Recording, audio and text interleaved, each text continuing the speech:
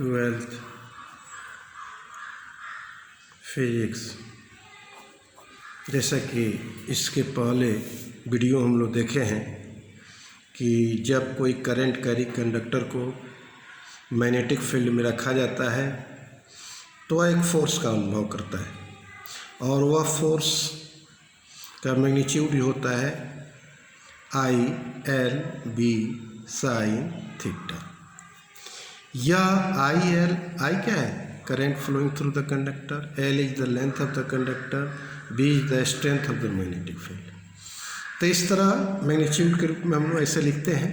अगर sine theta का value 90 degree हम लोग रखते हैं, अर्थात लेंथ और मैग्नेटिक फील्ड दोनों के बीच का एंगल अगर 90 डिग्री है तो हमारा मैक्सिमम वैल्यू अनुभव करता है वो होता है IL/B। या याद रहना चाहिए। अब देखिए इसी में एक क्वेश्चन ये पूछता है कि find the expression for the force between two current carrying conductor. तो उसके बीच और nature of the what will be the nature of the force, यह भी पूछता है, बहुत पूछता है इस क्वेश्चन को। तो उसको देख रहे हैं, force between two parallel current carrying conductors. तो यहाँ देखिए इसमें दो चीज़ होगा। जब करंट जो है दोनों कंडक्टर में सेम डायरेक्शन में, और फिर दूसरा कंडीशन यह भी देता है कि इन अपोजिट डायरेक्शन में करंट अगर कंडक्टर में फ्लो करे तो क्या होगा। तो आइए देखते हैं इसका एक्सप्रेशन कैसे ज्ञात करेंगे। मान लीजिए हम दो कंडक्टर लेते हैं, वायर लेते हैं। यह इनफाइनाइटली लॉन्ग हो सकता है और यह दोनों जो है एक दूसरे के पैरेलल, एक पार्टिकुलर लेंथ पर ही इसका मान हम लोग निकालते हैं। तो इसका लेंथ हम लोग L ले लेते हैं। तो यहाँ देखिए ये एक कंडक्टर 1 हो गया, यहाँ कंडक्टर 2 हो गया। Both are separated by some distance that is D and carrying current in each, in first I1 and in second I2। अब देखिए यह एक्सटर्नल मैग्नेटिक फील्ड में नहीं रखा गया, लेकिन आप जानते हैं कोई भी करंट कैरिंग कंडक्टर के चारों तरफ मैग्नेटिक फील्ड राइज होता है और एक दूसरे की मैग्नेटिक फील्ड में यह फोर्स का अनुभव करेगा। जैसे मान लीजिए इसके कारण जो मैग्नेटिक फील्ड होगा वह हम B1 मान लेते हैं कंडक्टर 1 के, और इसके कारण जो होगा वह B2 होगा कंडक्टर 2 में जो I2 करंट है उसके कारण। तो यह दोनों के मैग्नेटिक फील्ड के कारण दोनों जो है फोर्स का अनुभव करेगा, दोनों कंडक्टर। फोर्स का डायरेक्शन आपको हम बताए थे राइट हैंड थंब रूल से। जैसे फर्स्ट कंडक्टर में हम लोग ऊपर थंब को कर दिए, यह डायरेक्शन फिंगर कर्ल किधर हो रहा है? इनवर्ड्स हो रहा है, अंदर की ओर, perpendicular to the plane of paper. और ये इसमें देखेंगे तो इसमें जो होगा आउटवर्ड आएगा, आउटवर्ड आएगा। तो ऐसे हम लोग चिन्ह देते हैं। तो दोनों करंट के डायरेक्शन में जो फोर्स होगा वह एक दूसरे के अपोजिट होगा, एट्रैक्टिव भी होगा। F1 मान लेते हैं, इसके कारण F2 मान लेते हैं। और ऐसे मैग्नेटिक लाइन्स ऑफ फोर्स इसके चारों तरफ हो जाएगी। आता है question, predict the magnetic field lines in each conductor. ठीक है, तो ये क्वेश्चन 3 नंबर का आता है। बहुत कुछ लिखना नहीं है, लिख देते हैं थोड़ा सा। Let two conductors carrying current I1 and I2 separated by a distance d, small D मान लिया। अब देखिए, अब इसका एक्सप्रेशन हम लोग प्राप्त करते हैं। द मैग्नेटिक फील्ड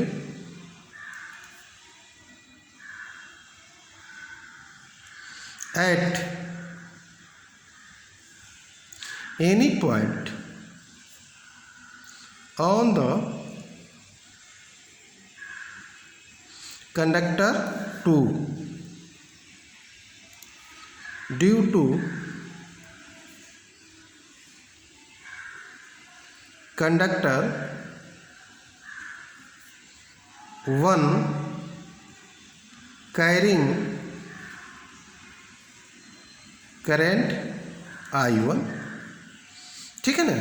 तो आप जानते हो, एक चीज़ आपको याद होगा, बायोट-सावर्ट्स लॉ से हमने बताया था कि जब कोई स्ट्रेट वायर से करंट I फ्लो करता है तो इससे स्मॉल डिस्टेंस स्ट्रेट वायर, तो डिस्टेंस पर मैग्नेटिक फील्ड अगर मान लो d दूरी पर हम लोग याद करते हैं तो उसका वैल्यू होता है B बराबर μ0/4π2I/d, अर्थात ऑब्जर्वेशन पॉइंट और इस करंट कैरिंग कंडक्टर के बीच की दूरी।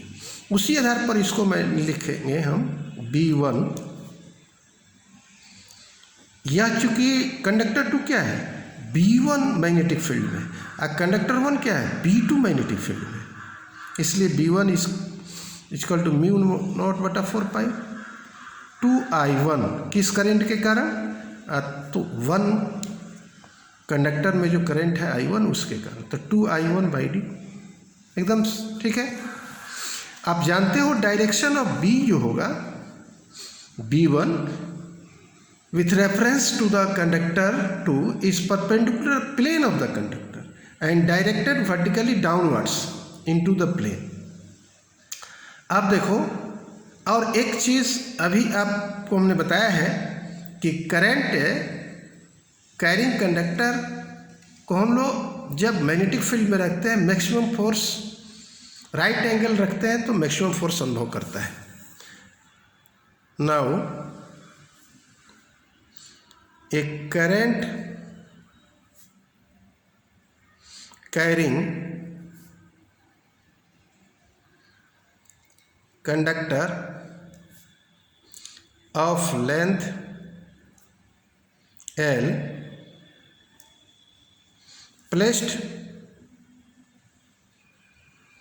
at right angle to the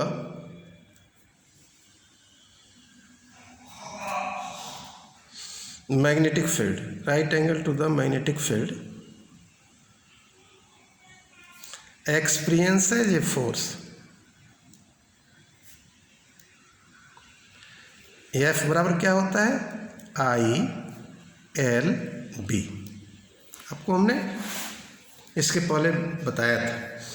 तो देखो, therefore force experienced per unit length पर हम लोग पहले निकालेंगे, per unit length of conductor 2 in magnetic field B1 equal to हम लिख देंगे F2, फोर्स इसमें मान लेते हैं कंडक्टर 2 के लिए, B1 मैग्नेटिक फील्ड, और फिर कंडक्टर 2 में I2 करंट पर यूनिट लेंथ के बराबर, लेंथ को हम क्या मानेंगे 1 मीटर 1 सेंटीमीटर 1 मान लिए, तो यह F2 बराबर क्या हो जाएगा, L के बदले 1 मीटर यहाँ रखें तो B1 गुने I2, और B1 का वैल्यू यहाँ आप देखते हैं निकाले हैं μ0/4π2I1I2/d, ठीक है। अब देखो सिमिलरली यहाँ डायरेक्ट लिखेंगे, ज़्यादा नहीं खींचना है, चूँकि आपको 3 नंबर का ही रहेगा, इसको समझते हुए कम में अच्छा तरह लिख देना। Similarly force experienced per unit length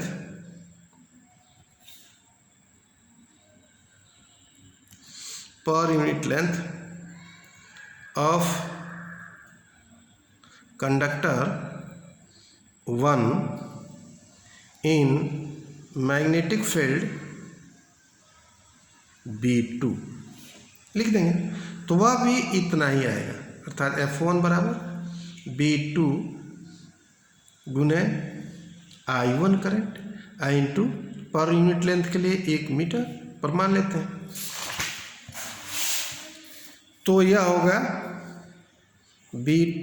F2 बराबर आ गया, तो F1 बराबर आ जाएगा म्यू नॉट बटा 4 पाई 2I1 I2 बाई डी, उतना ही आएगा। अर्थात both forces are same in magnitude but opposite in direction. अर्थात since F1 F2 are equal and opposite, Newton के थर्ड लॉ से भी, तो these forces pull to, hence these forces pull to each other, एक दूसरे के अपनी ओर खींचेगा, ठीक है ना। तो हैंस क्या है, जब सेम डायरेक्शन में करंट दो पैरेलल कंडक्टर में फ्लो करेगा तो नेचर ऑफ द फोर्स क्या हो जाएगा, nature of force will be equal to attractive. कैसा होगा, एट्रैक्टिव होगा, ठीक है। फिर अगले क्लास में हम बताएंगे कि अपोजिट डायरेक्शन में कैसे होगा।